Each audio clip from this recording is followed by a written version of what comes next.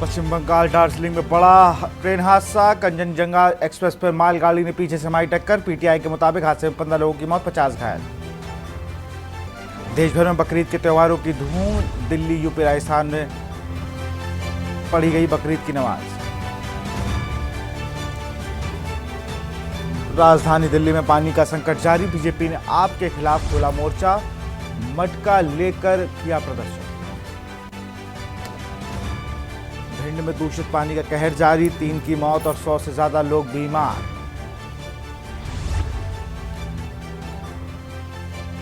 जम्मू कश्मीर में आतंक के खिलाफ एक्शन जारी। बांदीपुरा में सेना ने चलाया कासो, एक आतंकवादी ढेर, 2 आतंकवादियों को घेरा। उत्तर भारत में दस्तक रहा सूरज, बरस रही आग। यूपी में गर्मी से 33 की मौत। बिहार में 128 साल का रिकॉर्ड टूटा। रात में भी लू का सता। आप देख रहे हैं के न्यूज, खबरों का सारथी। नमस्कार, स्वागत है आपका देश की बात में। मैं हूं आपके साथ विशाल पंडित। रुक करते हैं खबरों का। पश्चिम बंगाल में सियालदा जाने वाली कंचनजंगा एक्सप्रेस सोमवार को सुबह न्यू जलपाईगुड़ी के पास हादसे का शिकार हो गई।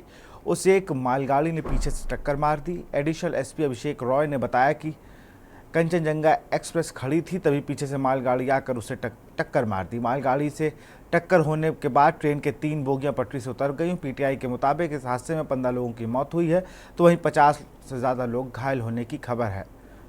सिलीगुड़ी में सुबह से हो रही बारिश और बचाव कार्य में बाधा आ रही है, जिससे लाइन पर हादसा हुआ है। वहां कोलकाता से सिलीगुड़ी तक का मुख्य रेल संपर्क मार्ग है। इसके चलते लंबी दूरी की रेल सेवाएं अस्थायी रूप से रोक दी गई हैं।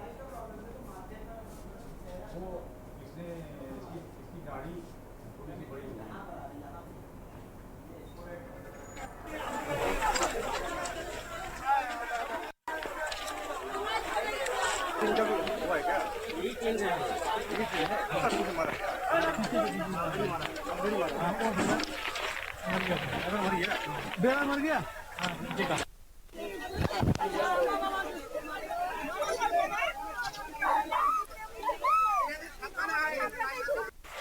कंचन गाड़ी का एक्सीडेंट हो गया रास्ते में, सवारियों को निकालते हुए।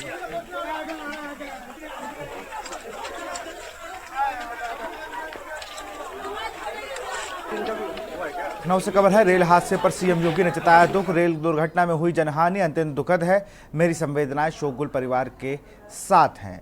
रेल हादसे पर सीएम योगी ने जताया दुख। रेल दुर्घटना में हुई जनहानि अत्यंत दुखद है। मेरी संवेदनाएं शोकगुल परिवारों के साथ है। सीएम योगी प्रभु श्री राम दिवंगत आत्माओं को श्री चरणों में स्थान दे, घायलों को शीघ्र स्वास्थ्य लाभ प्रदान करे। रेल दुर्घटना में हुई जनहानि अत्यंत दुखद है। मेरी संवेदनाएं शोकगुल परिवारों के साथ है।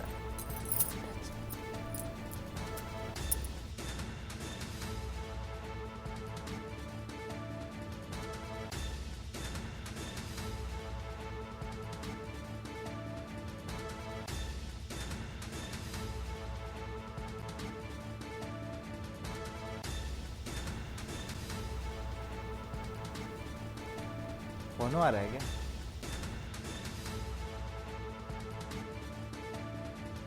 सीएम योगी आदित्यनाथ ने दुख जताया है। रेल दुर्घटना में हुई जनहानि अत्यंत दुखद है। मेरी संवेदनाएं शोकगुल परिवारों के साथ है, सीएम योगी ने कहा है। और साथ ही साथ ये भी कहा कि प्रभु श्री राम दिवंगत आत्माओं को श्री चरणों में स्थान दे, घायलों को शीघ्र स्वास्थ्य लाभ प्रदान करे, सीएम योगी।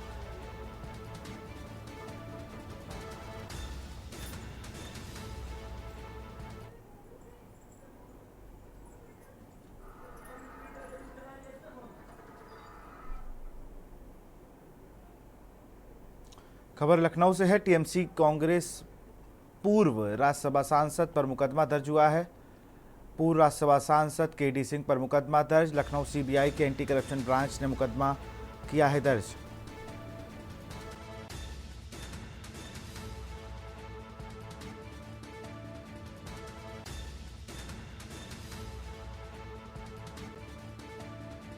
यह मुकदमा केडी सिंह समेत 8 लोगों पर एफआईआर दर्ज। केडी सिंह समेत 8 लोगों पर एफआईआर दर्ज। सीबीआई ने धोखाधड़ी का मुकदमा दर्ज किया। देश भर में निवेशकों की रकम हड़पने को लेकर मुकदमा। केडी सिंह के खिलाफ सीबीआई में पहले भी दर्ज है एक मुकदमा। पूर्व सांसद से जुड़ी हैं 2 कंपनियों पर धोखाधड़ी का आरोप। लखनऊ से खबर, टीएमसी के पूर्व राज्यसभा सांसद पर मुकदमा। पूर्व राज्यसभा सांसद केडी सिंह पर हुआ मुकदमा दर्ज। सीबीआई के एंटी करप्शन ब्रांच ने दर्ज किया मुकदमा। केडी सिंह समेत 8 लोगों के खिलाफ एफआईआर।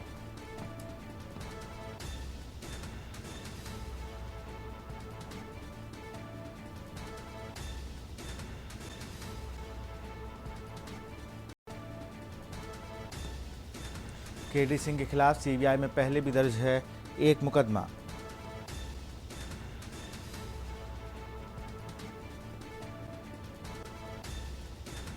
और इसी खबर पर अधिक जानकारी के साथ कौशलेंद्र उपाध्याय हमारे साथ फोन लाइन पर जुड़ चुके हैं। कौशलेंद्र, टीएमसी के पूर्व राज्यसभा सांसद केडी सिंह पर मुकदमा दर्ज किया गया है। जी बिल्कुल, देखिए आपको बताएं कि जो टीएमसी के पूर्व राज्यसभा सांसद केडी सिंह हैं, ये 2 कंपनी खोले थे, जिसका जो है 2009 में आरती सिंह ने भदोही जिले में खोला था। वहां पे लोगों को एक प्लाट और घर देने की बात कहे थे, उनसे पैसा जमा करवाए थे कंपनी के खाते में। उसके बाद जब कई वर्षों बीत गए, क्योंकि इन्होंने 2 कंपनी खोली थी, तो दोनों कंपनियों के नाम पे एक प्लाट दे रहा, एक कंपनी प्लाट देने की बात कर रही थी और एक कंपनी जो है घर देने की बात कर रही थी। दोनों कंपनियों पे कई निवेशक जो है अपना पैसा लगाए कि ठीक है हमें प्लाट और घर मिल जाएगा, लेकिन कई साल बीतने के बाद जो है जब निवेशक अपना पैसा वापस मांगने लगे या घर या जमीन मांगने लगे तो इनको नहीं दिया गया। उसके बाद 2018 में ये वहां से जो इनके निदेशक, जो उनके कर्मचारी, जो इनके साथ लोग काम कर रहे थे, सब अपना ऑफिस बंद करके वहां से भाग लिए। वहां पे एक मुकदमा दर्ज हुआ। मुकदमा दर्ज होने के बाद मुकदमा सीधे जो है सीबीआई के जांच हाथ में चला गया था।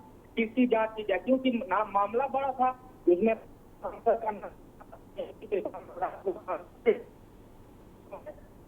उसकी जो है बारी आई यहाँ पे, जब उसकी पैरवी होने लगी, जब उसकी जांच शुरू की गई तो उससे एंटी करप्शन टीम ने इनसे संपत्ति, जो बेवड़ा धोखाधड़ी का एक मुकदमा होता है, सीबीआई की जो यूनिक एंटी करप्शन टीम है, उन्होंने जो है कई लोगों के बयान दर्ज किए। उसके बाद एक मुकदमा और आज यूपी सरकार की सिफारिश पे दर्ज किया गया है और इसकी जांच अब सीबीआई की जो एंटी करप्शन टीम है वो दर्ज करेगी। और इसमें केडी सिंह समेत करीब 8 लोग हैं जो इस फर्जीवाड़े में शामिल है और जिनके खिलाफ सभी 8 के खिलाफ मुकदमा दर्ज आज कर लिया गया है और इसकी जांच शुरू कर दी गई है। ये तमाम जानकारी के लिए बहुत बहुत शुक्रिया कौशलेंद्र आपका। तो केडी सिंह समेत 8 लोगों के खिलाफ एफआईआर दर्ज।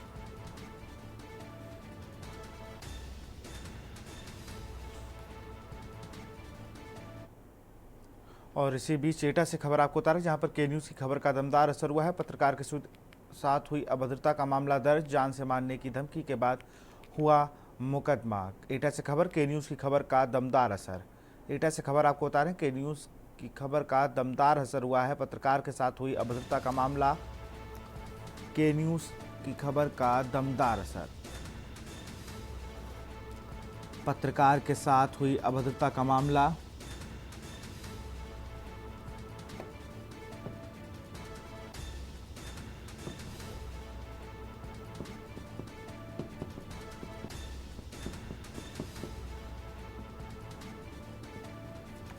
पत्रकार ने कोतवाली नगर पुलिस से की थी शिकायत। पत्रकार की खबर को के न्यूज़ ने चलाया था प्रमुखता से। पुलिस अधीक्षक व अपर पुलिस अधीक्षक ने लिया संज्ञान।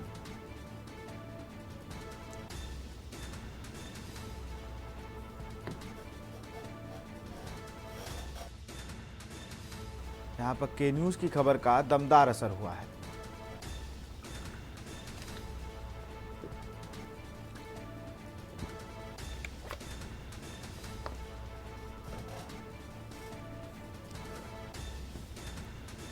घर से वापस आ रहे पत्रकार के साथ हुई अभद्रता।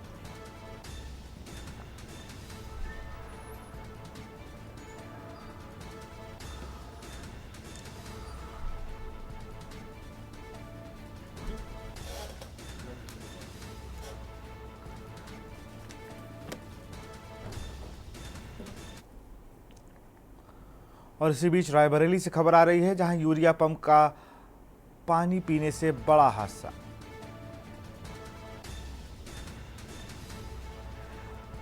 दूषित पानी पीने से 50 से अधिक बकरियों की मौत।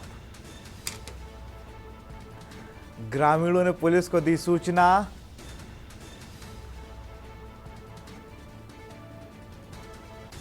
बकरियों की मौत से ग्रामीणों में आक्रोश।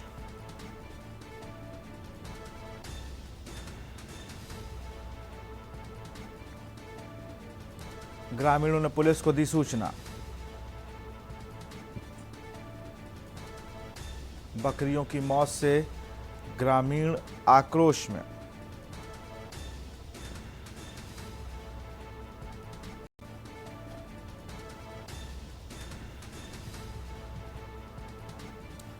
रायबरेली से खबर, जहां यूरिया पंप का पानी पीने से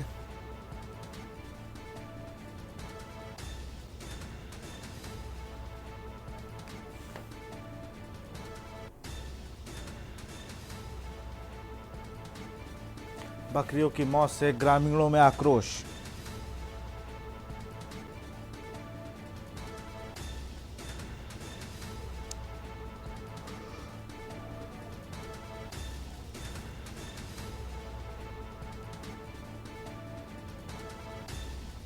बकरियों की मौत से ग्रामीणों में आक्रोश। लालगंज कोतवाली क्षेत्र के गड़ियनपुरवा का यह पूरा मामला।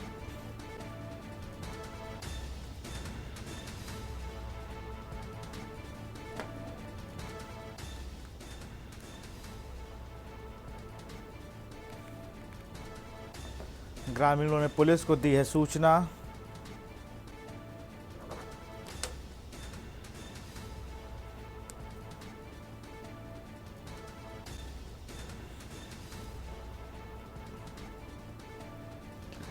और इसी खबर पर अधिक जानकारी के साथ रायबरेली से हमारे संवाददाता केशवानंद जुड़ चुके हैं फोन लाइन पे। एक पानी को लेकर जिस तरीके से एक बड़ा हादसा हुआ है, केशवानंद। बिल्कुल, देखिए पूरा मामला रायबरेली जिले के लालगंज कोतवाली क्षेत्र के सूर्यवंशी ढाबा के पास का है, जहां पे पूरे गड़ियनपुरवा से कुछ लोग आए थे, अपनी बकरियां चरा रहे थे कि तभी वहां पे यूरिया पंप से पानी निकला हुआ था। पानी पीने के बाद वहां पे तकरीबन 50 से अधिक जो बकरियां हैं उनकी संदिग्ध परिस्थितियों में मौत हो गई है, जिसके बाद ग्रामीणों ने पुलिस को सूचना दी है। वही पुलिस मौके पर पहुंची है, जांच पड़ताल कर रही है आखिर ये यूरिया का पानी कहां से आया था और इसमें क्या मिला हुआ था जिसके चलते बकरियों की मौत हुई है।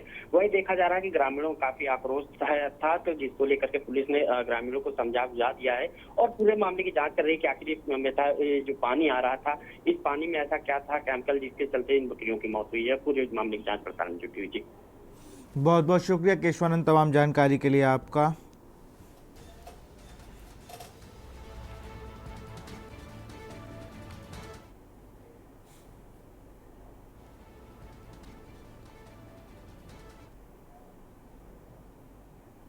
यहाँ रुकते एक छोटे से ब्रेक के लिए, जल्द हाजिर होंगे।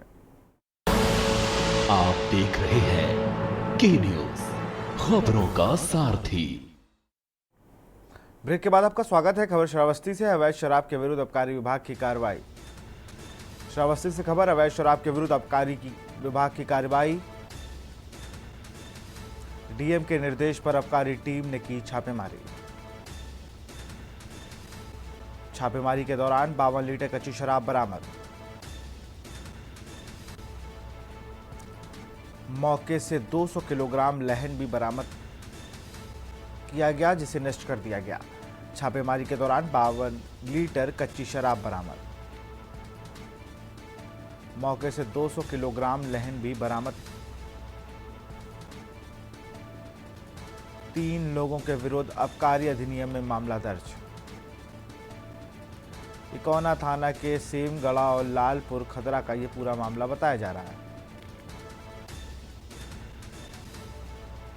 श्रावस्ती से खबर, अवैध शराब के खिलाफ आबकारी विभाग की कार्रवाई। डीएम के निर्देश पर आबकारी टीम ने छापेमारी की।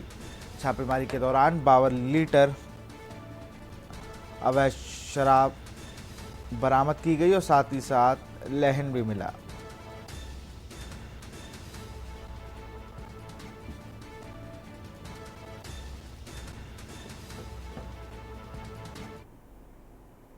खबर बहराइच से है। संदिग्ध परिस्थितियों में मिला युवक का शव। सूचना पर पहुंची पुलिस जांच पड़ताल में जुटी। बहराइच से खबर, संदिग्ध परिस्थितियों में मिला युवक का शव।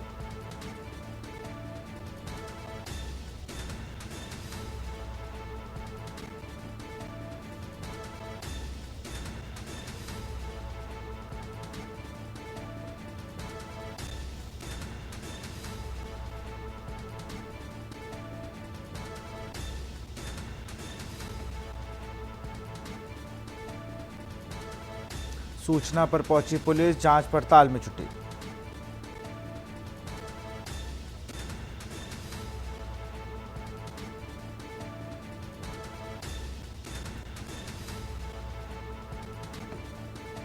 कोतवाली के नानपारा क्षेत्र का ये पूरा मामला। बहराइच से खबर, संदिग्ध परिस्थितियों में मिला युवक का शव।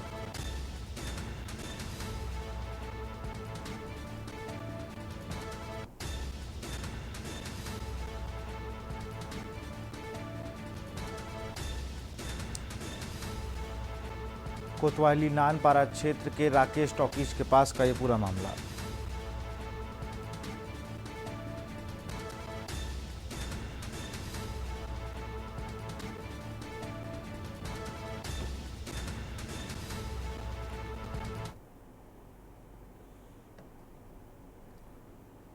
खबर सिद्धार्थनगर से है, जहां सदर पुलिस ने 5 वर्षीय बच्ची से दुष्कर्म के आरोपी को 24 घंटे के भीतर गिरफ्तार कर लिया है। आपको बता दें कि बीते दिन एक महिला ने सदर पुलिस से शिकायत की थी कि पड़ोस का एक युवक ने बेटी से दुष्कर्म किया है। फिलहाल महिला की तहरीर पर पुलिस ने आरोपी को दुष्कर्म, पॉस्को एक्ट और अन्य धाराओं में केस दर्ज कर आरोपी को पकड़ने के लिए टीम गठित की है।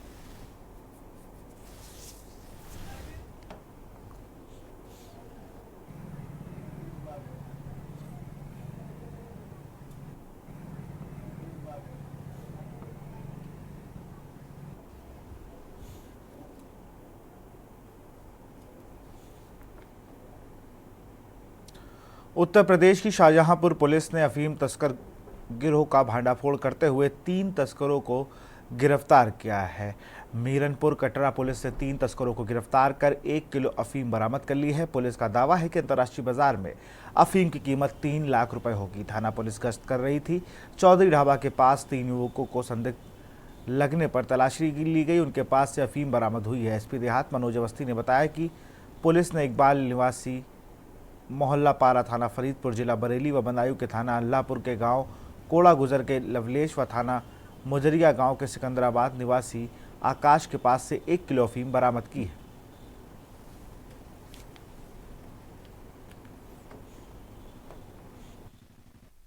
पुलिस अधीक्षक महोदय द्वारा अपराध एवं अपराधियों के विरुद्ध चलाए जा रहे अभियान के क्रम में आज थाना कटरा को एक महत्वपूर्ण सफलता प्राप्त हुई, जिसमें उनके द्वारा 3 अभियुक्तों इकबाल, लवलेश व आकाश को 1 किलो अफीम के साथ गिरफ्तार किया गया, जिसकी अनुमानित कीमत लगभग 3 लाख रुपए बताई जा रही है। अभियुक्तों को गिरफ्तार करके जेल भेजा जा रहा है और अन्य वैधानिक कार्रवाई की जा रही है। खबर चंदौली से है, जहां नौगढ़ थाना क्षेत्र के विनायकपुर गांव में 12 वर्षीय युवती की दुष्कर्म कर निर्मम हत्या करने के मामले में पुलिस अधीक्षक द्वारा कार्रवाई करते हुए मामले की जांच करने के लिए 3 टीमों की गठित की गई हैं, जिससे जल्दी से जल्दी मामले का अनावरण हो सके। बता दें कि दिनांक 17 जून 2014 को थाना नौगढ़ पर प्रातः सूचना मिली कि 12 वर्षीय निर्जला पुत्री राम निहोर प्रसाद थाना नौगढ़ चंदौली अपने 2 सहेलियों के साथ बीती रात एक शादी समारोह में गई थी।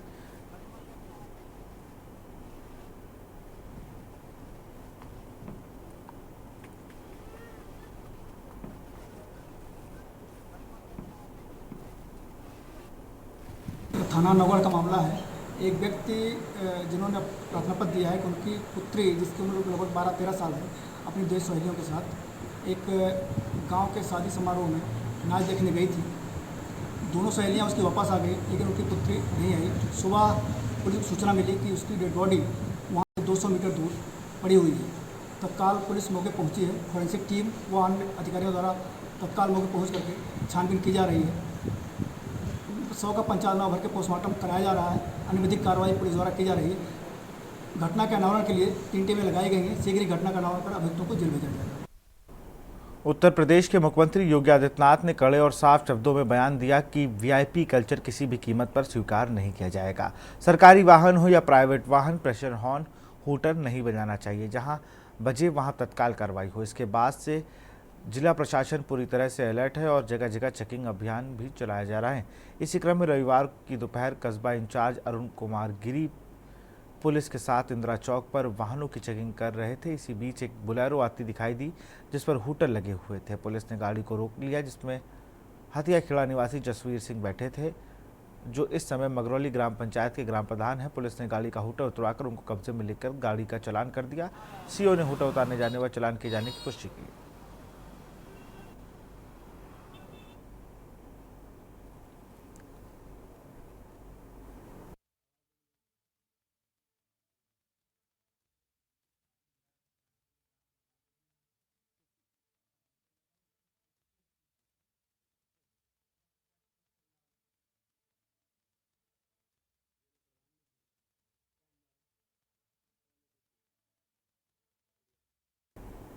खबर कानपुर से है, जहां रावतपुर में किराए के मकान में अकेले रह रहे अधेड़ युवक का शव मिला है। पड़ोसियों ने शव को से बदबू आने पर परिजनों को सूचना थी। मौके पर पहुंची पुलिस और फॉरेंसिक टीम ने जांच पड़ताल कर शव को पोस्टमार्टम के लिए भेजा। मृतक रावतपुर गांव के गुप्ता कॉलोनी का रहने वाला है। मृतक के शरीर पर कोई भी चोट के निशान नहीं मिले हैं, जिससे हत्या की आशंका जताई जा सके।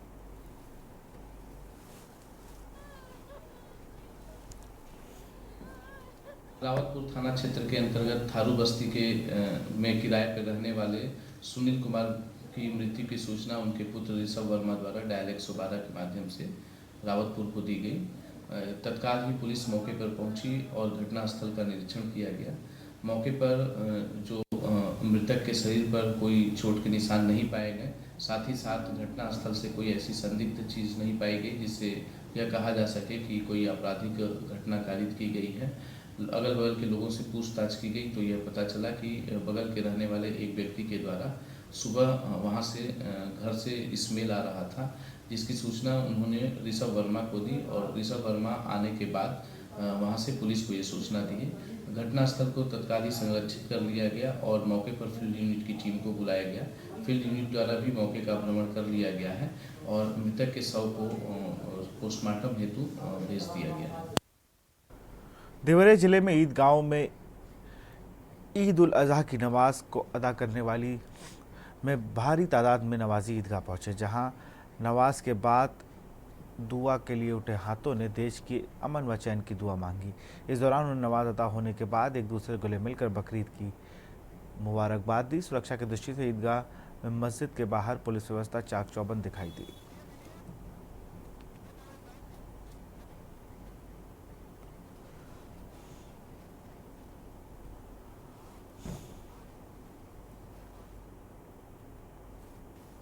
तो सभी देवरिया वासियों और देशवासियों को ईद उल अजहा बकरीद की ढेर सारी शुभकामनाएं और मुबारकबाद देता हूँ। ईद के बकरीद की नमाज के बाद कुर्बानी होती है। सब लोग नमाज पढ़ते हैं। नमाज पढ़ने के बाद से अपने अपने घरों में कुर्बानी देते हैं और यहाँ ईदगाह में 6:30 बजे नमाज हुई है, जहाँ मस्जिद में 7 बजे हुई है। सारे लोग एक दूसरे से गले मिले हैं, एक दूसरे से मुल्क की दुआओं की सलामती के लिए दुआ मांगे हैं और हिंदू मुस्लिम सब लोग मिलकर गले मिले हैं और खुशियां मनाए हैं। खबर उन्नाव से है, जहां ईद उल अजहा के त्यौहार पूरे जिले में अकीकत के साथ मनाया जा रहा है। इसलिए प्रशासन की तरफ से सुरक्षा व्यवस्था बनाए रखने के लिए पूरे इंतजाम किए गए हैं। नगर और आसपास की मस्जिदों और ईदगाहों में ईद उल अजहा की नमाज अदा की गई। सभी नमाजियों ने मुल्क की खुशहाली और अमन चैन के लिए परवरदिगार से दुआ मांगी।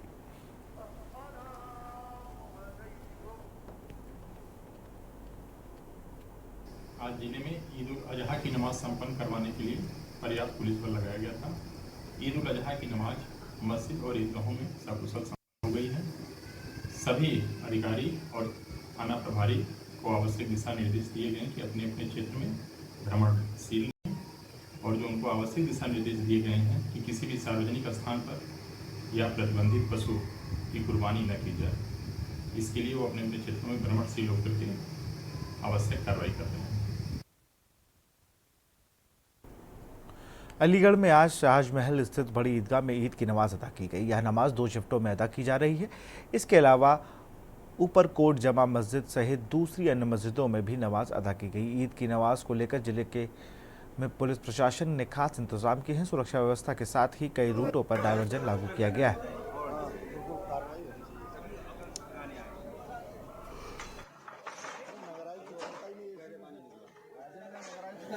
अभी हम तकरीबन 5 बजे से हैं, हमारे तमाम लोग हैं, प्रशासन के भी लोग हैं।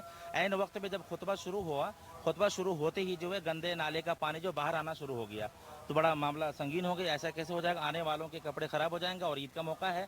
तो इमीडिएटली फौरन जो है सीओ साहब से हमने अवगत किया और एसपी साहब भी आए।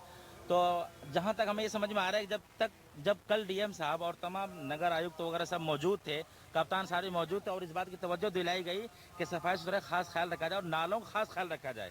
और हमारे इसके जो पार्षद हैं मुशर्रफ साहब, उन्होंने भी कहा था गंदे नाले खास ख्याल रखा जाए। लेकिन ऐन वक्त पे और खुतबे के वक्त पे इस तरह से पानी के बाहर आ जाना, ये मुझे समझ में नहीं आता है। ये शायद हो सकता है कि उनकी सोची बुझी साजिश है या ये कि ऐसा ही हो गया। क्योंकि मैं कह सकता हूँ, चूँकि मैं सुबह से देख रहा हूँ, इंतजामात में लगा हुआ हूँ, लेकिन ऐन वक्त पे खुतबे के वक्त पे गंदे पानी का बाहर आ जाना ये ठीक नहीं है, मुनासिब नहीं है। बिल्कुल ये मानी जा सकती है नगर निगम की लापरवाही मुकम्मल तौर पे, जबकि उनसे ये कहा गया कि आप जो इसका खास ख्याल रखें। जबकि मैं भी मौजूद था उस मीटिंग में, लेकिन पता नहीं ऐसे वक्त में इस तरह से गंदे पानी के बाहर आ जाना ये मुकम्मल तौर पे नगर निगम की लापरवाही है। देखिए, ईद का पैगाम ये मैं अपनी तकरीर के दौरान कहा, ये मोहब्बत का पैगाम है, कुर्बानी का पैगाम है। और मैंने ये भी कहा था कि हर मोहब्बत जो है कुर्बानी चाहती है। अगर हमें किसी के साथ मोहब्बत है तो कहीं ना कहीं हमें थोड़ा सा कंप्रोमाइज़ करना पड़ता है और इसी का नाम मोहब्बत है। ये न समझ जाए कि हम किसी तरीके से उसमें एहसास कमतरी मफला ही नहीं, ऐसा नहीं है। पूरी हुक्म में हमें दिया गया है, उसी के मुताबिक हम उस काम लेते हैं। तो बहुत सी जैसे जगह बहुत सी चीज़ों पर नज़रअंदाज करना पड़ता है। तो इसी क्या कम हमारे आज मैं पूरी उम्मत को, अपनी कौम को, अपने तमाम मुसलमान भाइयों को, वो अपने हम वतनों को भी वो आपस में प्यार मोहब्बत का माहौल पैदा करें और ईद उल अज़हा का जो सही पैगाम है वो आम करें।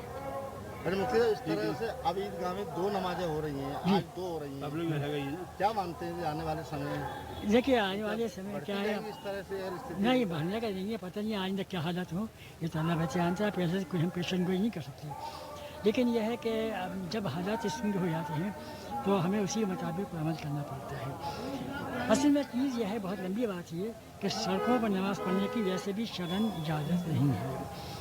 हमारी मौलाना खरबे साहब, अल्लाह के शासन ने जिन 7 जगह पर नमाज़ पढ़ने को मना फरमाया, इसमें रास्ते भी हैं। तो हमारे शौक़ नहीं है ये, लेकिन हमारी मजबूरी होती है। और मजबूरी ये होती है जब मस्जिदें भर जाती हैं, हमारी ईदगाहें भर जाती हैं, तो वो नमाजी जो साल में बड़े एहतमाम के साथ यहाँ पे आए, वो कहाँ जाएँ? उनकी नमाज नहीं करनी चाहिए। इसलिए ज़रूरत इस चीज़ की है कि उनको नमाज़ पढ़ने का मौका दिया है। अब वो सकों पर नमाज़ पढ़ेंगे, नमाज हो जाएगी।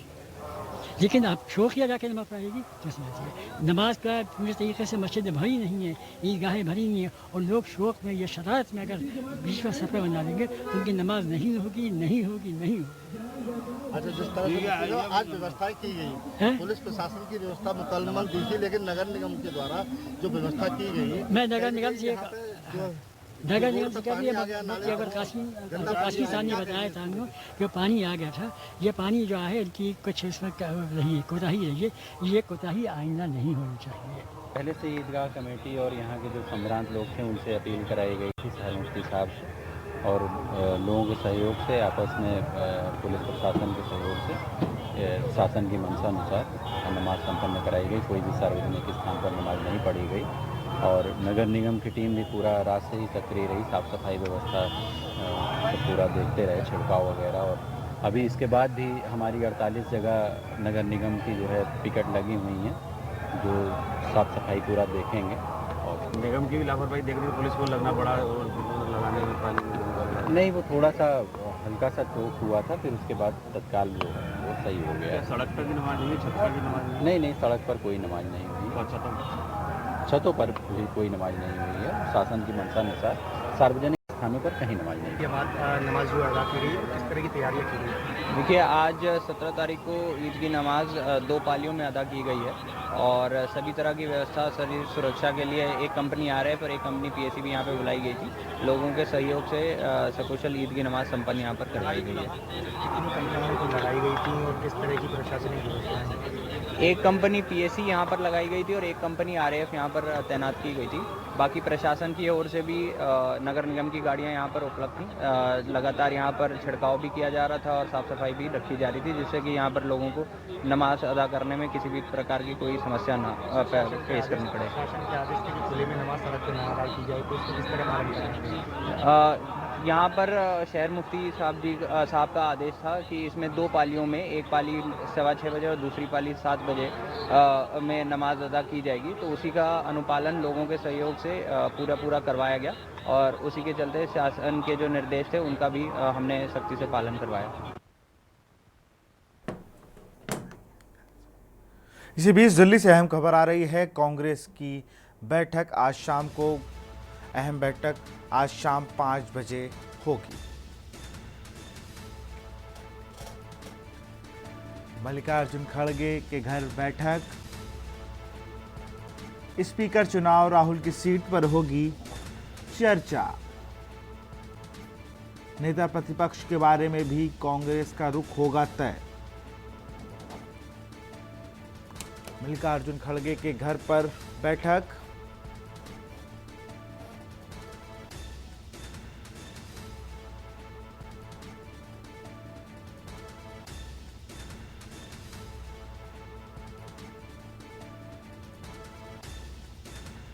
सोनिया और राहुल गांधी होंगे बैठक में शामिल।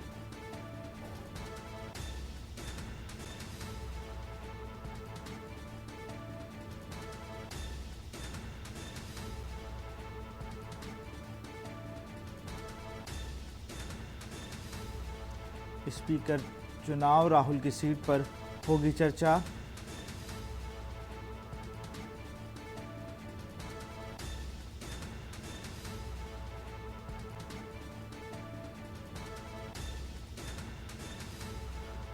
कांग्रेस के राष्ट्रीय अध्यक्ष मल्लिकार्जुन खड़गे के घर पर होगी बैठक।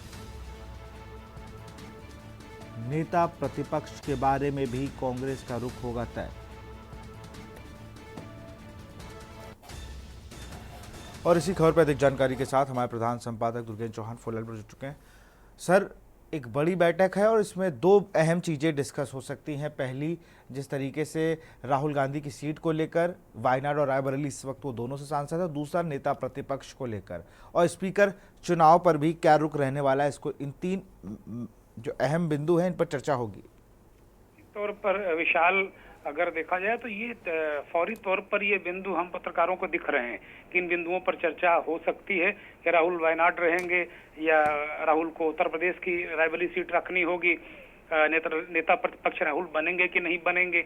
ये 2-3 अहम बिंदु हैं। इसके अलावा सबसे अहम बिंदु ये भी माना जा रहा है कि स्पीकर का चुनाव है और जिस तरीके से जो सत्ताधारी दल है भारतीय जनता पार्टी और उसका गठबंधन, उसने एक तरीके से टाइट फील्डिंग सजा के रखी है और ये जिम्मेदारी राजनाथ सिंह को दी है। जाहिर सी बात है कि जो विपक्षी गठबंधन है, या यूं कहें कि अभी उसमें जो खड़गे जी के नेतृत्व वाला इंडिया गठबंधन है, उसमें अभी तक स्पीकर के चुनाव को लेकर कोई चर्चा होती नहीं दिख रही है। हाँ, कांग्रेस ने पिछले दिनों कहा था कि अगर हमें डिप्टी स्पीकर का पद विपक्ष को नहीं मिलेगा तो हम जो स्पीकर का चुनाव वो सर्वसम्मत से नहीं होने देंगे, हम प्रत्याशी खड़ा करेंगे। इतनी सी बात हुई थी। लेकिन इन सबसे अलग भारतीय जनता पार्टी ने राजनाथ सिंह को लगा दिया है, फील्डिंग सजा दी है।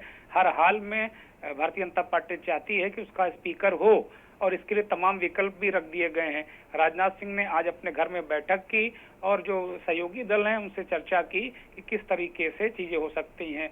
भारतीय जनता पार्टी और गठबंधन ये चाहता है कि जो अध्यक्ष, लोकसभा अध्यक्ष का पद और उपाध्यक्ष पद दोनों ही अपने पास रखें, ऐसी रणनीति बनाएगी। राजनाथ सिंह सर्वग्राह्य नेता हैं, इसलिए इस तरीके के ऑपरेशंस में राजनाथ सिंह का इस्तेमाल बीजेपी पहले भी करती रही है, इसमें कर रही है। तो एक तो मोटे मोटे तौर पर ये परिस्थिति निकल कर आ रही है।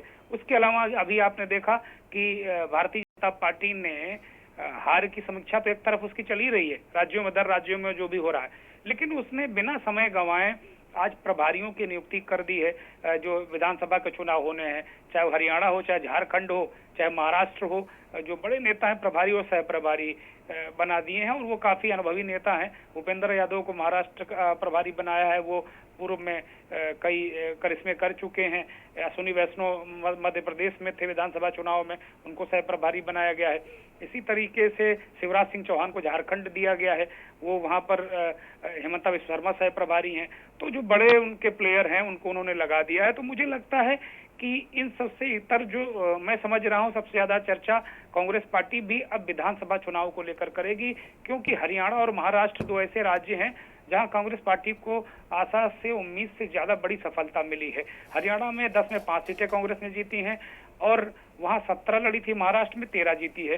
तो मुझे लगता है ये बैठक बड़ी महत्वपूर्ण है और इस बैठक में बहुत सारी महत्वपूर्ण चीजें निकल कर आएंगी जो भारत की राजनीति के लिए बड़ी महत्वपूर्ण होंगी। विशाल जी सर, एक चीज और भी है, जिस तरीके से अभी तक डिप्टी स्पीकर के पद की बात नहीं होती थी पिछले 10 सालों में, इस बार ये लग रहा है कि अगर स्पीकर नहीं तो डिप्टी स्पीकर तो विपक्ष का होने वाला है। हाँ, ये ऐसा पूर्व में परंपरा ऐसी रही है कि स्पीकर जब बहुत सारी चीजें बिना तनाव के चलती रही है संसदीय परंपरा में, तो इस तरह की चीजें देखने को मिली है कि स्पीकर अगर सत्ता पक्ष का होता है तो फिर वो विपक्ष को डिप्टी स्पीकर का पद देते हैं। लेकिन इस बार भी मुझे ऐसा लग रहा है कि भारतीय जनता पार्टी कतई डिप्टी स्पीकर का पद भी देने को तैयार नहीं दिख रही है। इसलिए उसने जो विपक्ष जो भारतीय जनता पार्टी का सहयोगी दल टीडीपी है वो चाहते हैं कि अध्यक्ष उनका हो। तो यहाँ तक कि वो जो नाम ऐसे दे रहे हैं कि जिससे टीडीपी को उन नामों पर बहुत ज्यादा ऐतराज ना हो, अध्यक्ष के लिए वो हैं भाजपा के ही लोग। एक जो चंद्रबाबू नायडू की साली का भी नाम बताया जा रहा है, वो भारतीय जनता पार्टी के नेता हैं, अध्यक्ष हैं आंध्र प्रदेश की। और इस तरीके से कुछ चीजें बछाई हैं। तो अब ये राजनाथ सिंह ये समझाने की कोशिश कर रहे हैं कि नहीं, अध्यक्ष तो भारतीय जनता पार्टी अपना ही रखेगी और उपाध्यक्ष आपका बना दे रही, ताकि आप दिमागी रूप से इंश्योर रहें कि आपके दलों में कोई तोड़फोड़ नहीं होगी। इस तरह की बातें भी हो रही हैं। तो मुझे नहीं लग रहा कि सहज भाव से और जो पुरानी परंपरा रही है उसको डिप्टी स्पीकर वाले मसले पर भारतीय जनता पार्टी निभाने जा रही है। क्योंकि अगर 10 साल के कार्यकाल में देखें तो पहली दफा 42 सीटें कांग्रेस पार्टी की आई थी। उस वक्त अगर जो नियम की बात करें तो जो 543 सीटें हैं उसमें 10% अगर किसी एक दल या दल की आती है तो उसको नेता प्रतिपक्ष का पद मिलता है। भारतीय जनता पार्टी पहली बार बिल्कुल उसने कोई पद नहीं दिया नेता प्रतिपक्ष का और वो बिल्कुल खारिज कर दिया गया था क्योंकि 42 सीटें थी। उसके बाद जब दोबारा 52 सीटें हुई तो ये कहा गया कि भाई लगभग थोड़ा सा ही जरा सा ही अंतर है कुछ पॉइंट का, उस दे दिया जाए। लेकिन वो भी वो देने को तैयार नहीं हुई। लेकिन इसके उलट अगर देखें तो जो इंदिरा गांधी की हत्या के बाद राजीव गांधी जब बहुत प्रचंड महाबहुमत लेकर आए थे, 400 पार सीटें वो लेकर आए थे, तब उस वक्त 34 सीटें जीती थी आंध्र प्रदेश, जो संयुक्त आंध्र प्रदेश था एनटी रामाराव ने। और वो एनटी रामाराव चंद्रबाबू नायडू के ससुर थे और वो उन्होंने जीती थी। तब भी वो 10% नहीं होता था, लेकिन राजीव गांधी ने विपक्ष को सम्मान देने के लिए नेता प्रतिपक्ष का पद एनटी रामाराव की पार्टी को दिया था। तो ऐसी परंपरा है। लेकिन इस बार भी मुझे नहीं लगता कि जो भारतीय जनता पार्टी कतई विपक्ष को डिप्टी स्पीकर का पद देने जा रही है। विशाल जी, बहुत बहुत शुक्रिया सर तमाम जानकारी के लिए आपका। मल्लिकार्जुन खड़गे के घर पर बैठक है। स्पीकर चुनाव, राहुल की सीट पर होगी चर्चा।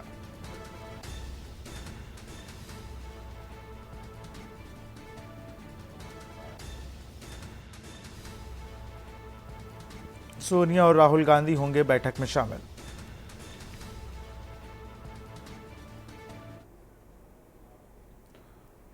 और इसी बीच लखनऊ से खबर आ रही है। खबर लखनऊ से है, सूत्रों के हवाले से बड़ी खबर।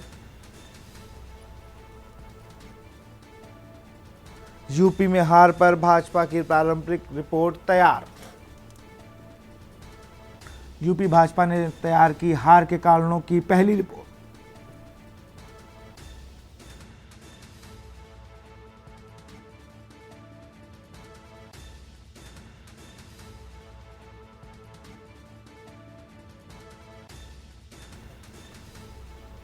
एक रिपोर्ट जो 80 लोगों की टीम कर रही है तैयार।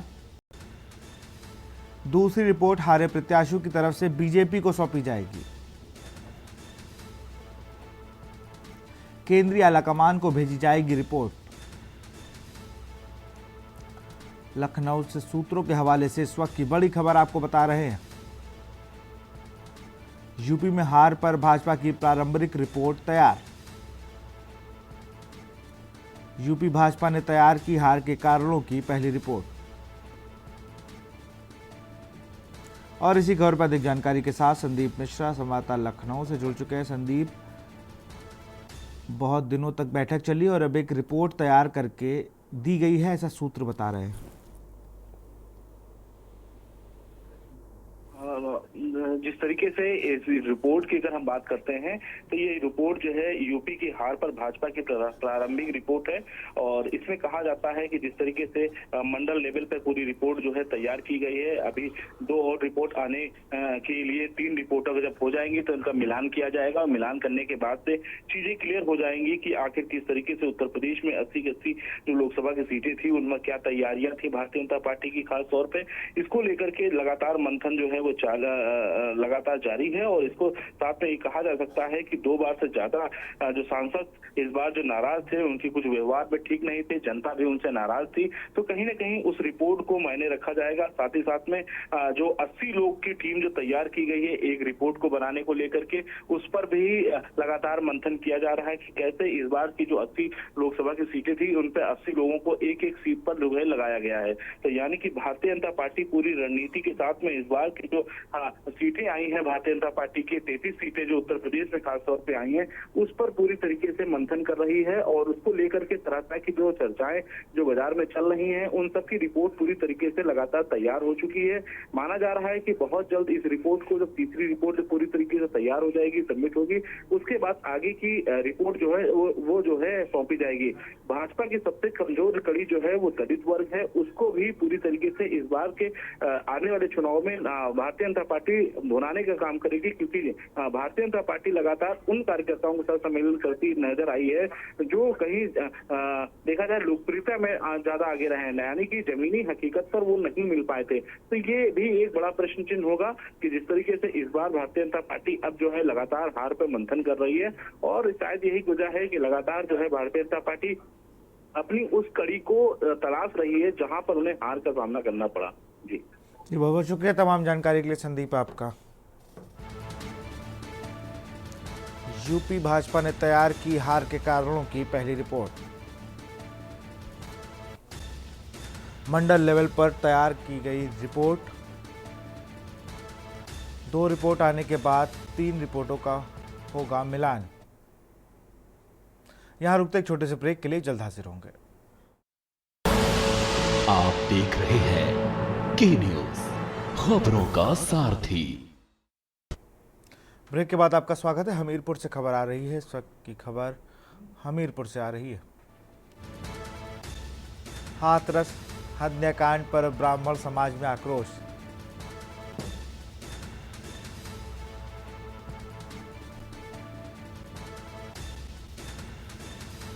अखिल भारतीय ब्राह्मण एकता परिषद के थे जिलाध्यक्ष।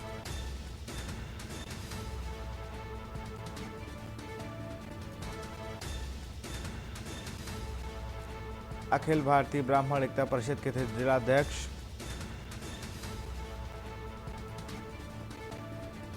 ब्राह्मण समाज ने हत्याकांड की निंदा करते हुए दी श्रद्धांजलि।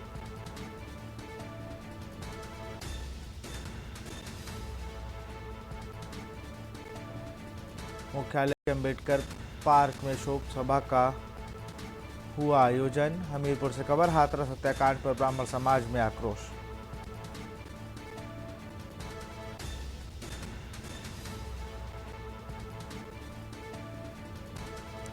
अखिल भारतीय ब्राह्मण एकता परिषद के थे जिलाध्यक्ष।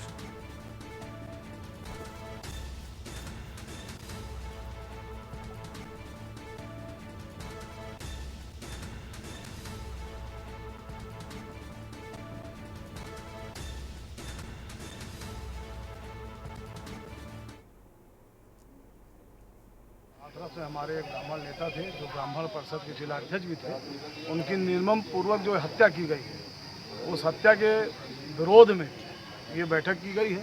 और साथ में शोक सभा का आयोजन भी किया गया है। समूचा ब्राह्मण समाज इस हत्या की घोर निंदा करता है और अपराधियों पर जल्द से जल्द अगर कार्रवाई और नहीं हुई तो ब्राह्मण समाज सड़कों पर उतरने में देर नहीं लगाएगा। इसी संबंध में मंगलवार को सारा ब्राह्मण इकट्ठा होकर ब्राह्मण परिषद के बैनर के तले वे उच्च अधिकारियों को ज्ञापन देंगे और प्रशासन को भी ज्ञापन देंगे कि उन पर कार्रवाई हो, और अगर कार्रवाई नहीं होती तो अग्रिम कार्रवाई के लिए, अग्रिम रणनीति के लिए हम सब लोग तैयार हैं।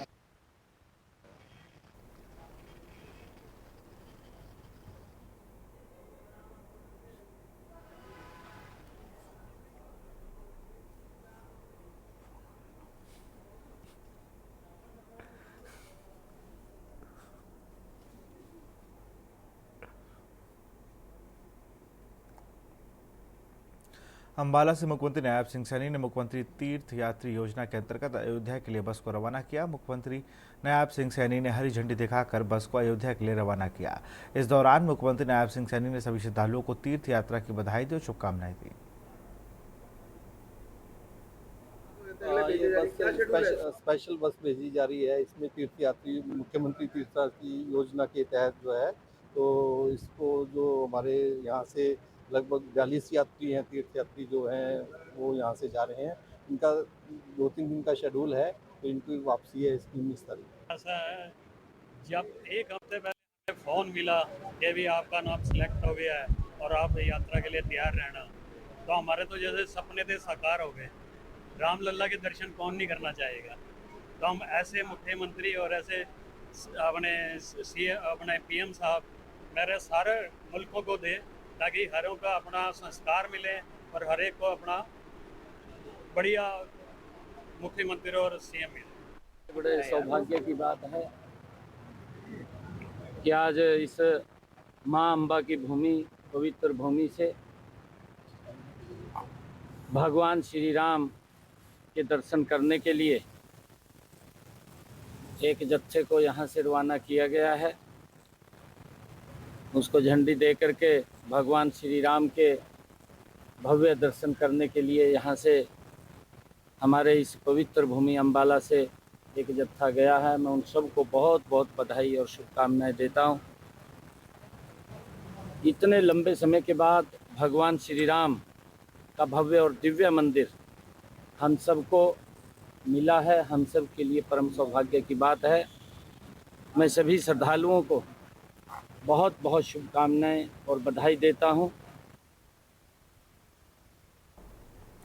फरीदाबाद में ईद उल अजहा यानी बकरीद के त्यौहार को लेकर फरीदाबाद की तमाम मस्जिदों में नमाज अदा की गई।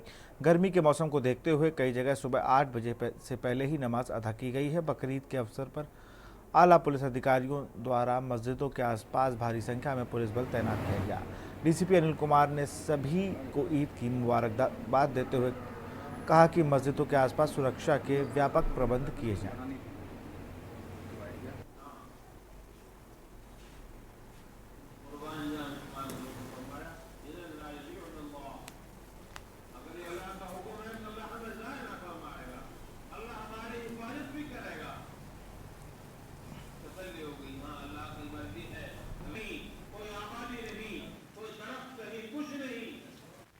देखिए, सबसे पहले तो सभी को ईद मुबारक हो और बाकी सफिशिएंट फोर्स हमने डिप्लॉय कर रखी है और ट्रैफिक डाइवर्जन भी किया हुआ है। जहाँ जाने लगता है ज़्यादा भीड़ होने के चांसेस हैं, वहाँ पे हमने ड्यूटीज लगाई हुई है और बाकी सब पीसफुल है। आज ईद का त्यौहार है, क्या लोगों से अपील करना चाहेंगे शांतिपूर्वक मनाएं और जो है गणना करें? बिल्कुल बिल्कुल शांतिपूर्वक मनाएं और सभी को मुबारक। सुबह कभी फजर की नमाज के बाद शुरुआत होती है। ईद उल अज़हा की नमाज पढ़ने के बाद कुर्बानी का दी जाती है। तो क्या संदेश आज देना चाहेंगे लोगों को? प्यार मोहब्बत का संदेश देना चाहिए। मोहम्मद जैद। क्या नाम? मोहम्मद जैद। मोहम्मद जैद, क्या कहना चाहेंगे आप? जी यही पैगाम देना चाहेंगे जी, खुशी का दिन आज, और जो है बहुत सारी बातें, हर चीज़ का ख्याल रखना चाहिए। अच्छा, आज का दिन कहते हैं कि कुर्बानी के लिए बहुत बड़ा दिन होता है, खास विशेष माना जाता है, तो इसके पीछे की कहानी क्या है? कहानी ये है कि कुर्बानी का दिन है, ये अल्लाह का हुक्म है, और जो है खुशी का दिन है, साल में एक बार आता है। खबर अंबाला से है, जहां टांगरी नदी में अतिक्रमण का मुद्दा गहराने लगा है। इसको लेकर स्थानीय लोगों ने एक वेलफेयर एसोसिएशन का गठन किया है। इस संस्था के माध्यम से अंबाला कैंट के आज़ाद नगर में लोगों ने मीटिंग रखी, जिसमें सैकड़ों पुरुष और महिलाएं भी शामिल हुई। सभी ने टांगरी नदी के पुल के पास हुए अतिक्रमण से नाराजगी जाहिर की।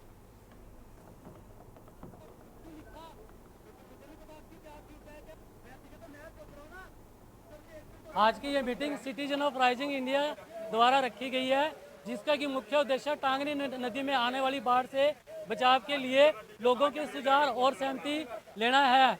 और इस मीटिंग के अंदर सभी ने अपने विचार लिखे कि कैसे नदी में आने वाली बाढ़ से बचा जा सकता है और उस बाढ़ से बचने के लिए हम कैसे कैसे कार्य कर सकते हैं। मेरी सलाह ये है कि जो पिछले साल हम बाढ़ थे, वो मतलब हमें इतना परेशान हो गए थे बाढ़ थे कि हमें डिप्रेशन में चले गए थे। इतनी टेंशन हो गई थी बहुत ज़्यादा कि मैं तो बिल्कुल एकदम ही हालत ख़राब हो गई थी मेरी। तो मैं ये चाहती हूँ कि अब कभी ये हाल ना होए और सारे एक साथ मिलके और इसको समाधान इसका करा जाए। हमारी समस्या आज का मुद्दा यही था कि ये जो टांगरी का पानी है, जो बाढ़ आई थी, वो बाढ़ ने सभी को बहुत ज़्यादा परेशान किया था और सभी के घरों में पानी घुसा था।